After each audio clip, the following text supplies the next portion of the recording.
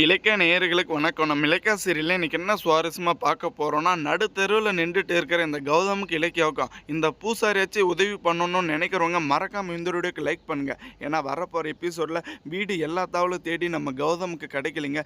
மனம் நொந்து போயிட்டு என்னை மன்னிச்சிருங்க. உங்களை இந்த நிலைமைக்கு ஆளாக்குறது நான் தான். ஏன்னா என்னுடைய பகையை வச்சு தான் வந்துட்டு இந்த எஸ்எஸ்கேவும் இந்த தாக்ஷானியும் ரொம்ப நல்லாவே திட்டம் போட்டு நம்மள நடுத்தெருவில் நிப்பாட்டிட்டாங்க. இதுக்கு வந்துட்டு எப்படியாச்சும் ஒரு விடிவு காலம் கிடைக்காதா அப்படின்னு நம்ம கௌதம் வந்துட்டு ரொம்பவே கண்ணீர் துடியோட வருந்துட்டு இருக்காங்க. ஆனால் பார்த்தீங்களா இதை நினச்சி நம்ம ஜானகம்மா ரொம்பவே மோசமான நிலைமைக்கு போயிட்டாங்க.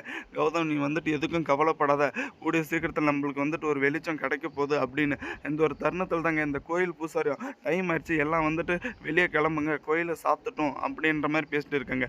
இப்போ நம்ம கௌதமுக்கு இலக்கியாவுக்கு என்ன பண்ணுறது ஏது பண்ணுறதுன்னு தெரியலைங்க. அடுத்தபடியாக கடைசியாக வந்துட்டு யாருக்கிட்ட உதவி கேட்குறதுன்னு தெரியல. இந்த கோயில் பூசாரிக்கிட்டே போயிட்டு ஐயா நாங்கள் வந்துட்டு இப்படி தான் பக்கத்தூர் எங்களை வந்துட்டு வீட்டு விட்டு விரட்டிட்டாங்க, சொந்த பந்தம் எங்களுக்கு எதுவுமே கிடையாது, தயவு செஞ்சு இன்றைக்கி ஒரு நாள் இரவு மட்டும் எங்களை வந்துட்டு தங்குற மாதிரி ஒரு இடத்த கொடுங்க, நாளைக்கு வந்துட்டு நாங்கள் அடுத்தபடியாக வீடு தேடி போயிடுறோம் அப்படின்ற மாதிரி நம்ம கௌதம் வந்துட்டு இந்த கோயில் பூசாரிக்கிட்ட கெஞ்சி கேட்டுட்டு இருக்காங்க. கண்டிப்பாக இவங்களாச்சு மனசு இலகி நம்ம கௌதமுக்கு இலக்கியாவுக்கு சேர்ந்து ஒரு வீடு வந்துட்டு அரேஞ்ச் பண்ணி கொடுக்கணும்னு நினைக்கிறவங்க மறக்காமல் உங்கள் கருத்துக்களை கமெண்ட் பண்ணுங்கள்.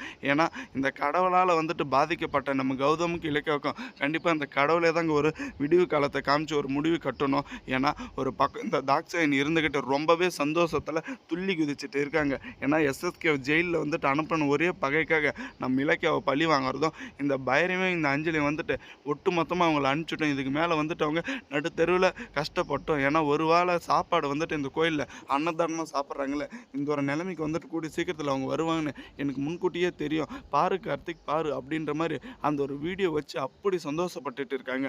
ஆனால் ஒரு பக்கம் இதுக்கு எல்லாத்துக்கும் வந்துட்டு அவங்க கண்டிப்பாக அதுக்கான பலனை வந்துட்டு அனுபவிக்கவே போகிறாங்க.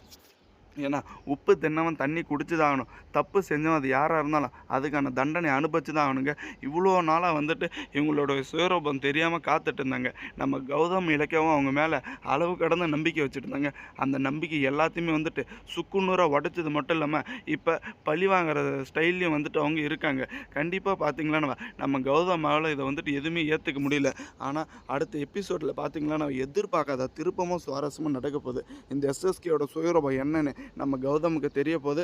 அதே சமயம் பார்த்தீங்களன்னா இந்த தாக்ஷாயணி கிட்ட வந்துட்டு ஒட்டுமொத்த உண்மையுமே சொல்லி இந்த எஸ்எஸ்கேவும் தாக்ஷாயணியும் ஃபஸ்ட்டு முதல்ல பிரிக்கிறது தாங்க நம்ம கௌதமுக்கு இலக்கியாவுக்கு வேலையை. ஏன்னா இவ்வளோ நாளாக பாவம் பார்த்து தாங்க இந்த ஒரு உண்மை தெரியக்கூடாதுன்னு நினச்சிட்டு இருந்தாங்க. ஆனால் கை கட்டினது வாய் கட்டலை அப்படின்ற உண்மை தெரிஞ்சது நம்ம இலக்கியம் வந்துட்டு சரி இந்த கௌதம் கிட்ட மாட்டினா அவங்க வந்துட்டு கண்டிப்பாக அதுக்கான தண்டனை அனுபவிச்சே தீரணும். ரேவதி அம்மாவை இப்போ நடுத்தெருவில் இருக்கிற போது ரேவதி அம்மாவை திட்டம் போட்டு அவன் காதலிச்சு ஏமாத்திட்டு தானே போனான். இந்த ஒரு நிலைமையில் கண்டிப்பாக வந்துட்டு அவன் பதில் சொல்லியே தீரணுன்ற மாதிரி தாங்க நம்ம கௌதம் ஒரு முடிவு எடுக்க போகிறாங்க. ஏன்னா அந்த கடவுளாக பார்த்து ஒரு முடிவு பண்ணது கூட நம்ம கௌதமுக்கு இலக்கியாவுக்கும் சாதகமாக தாங்க அமைய போகுது. கூடிய சீக்கிரத்தில் வந்துட்டு இவங்களுடைய சூழ்ச்சினால் பாதிக்கப்பட்ட எல்லாருக்குமே வந்துட்டு ஒரு நல்ல ஒரு வாய்ப்பு கிடைக்கணுங்க. தேங்க்ஸ் ஃபார் வாட்சிங். இலக்கிய நேயர்களுக்கு நம்ம சேனலுக்கு புதுசாக வந்தால் சப்ஸ்கிரைப் பண்ணிட்டு பெல்லை காலில் தட்டிக்கோங்க. அப்போ தாங்க நம்ம போடுற வீடியோ உங்களுக்கு உடனுக்குடனே நோட்டிஃபிகேஷன் வரும். கண்டிப்பாக இந்த பைரவோட சூழ்ச்சிக்கு ஒரு முற்றுப்புள்ளி வைக்கணும்.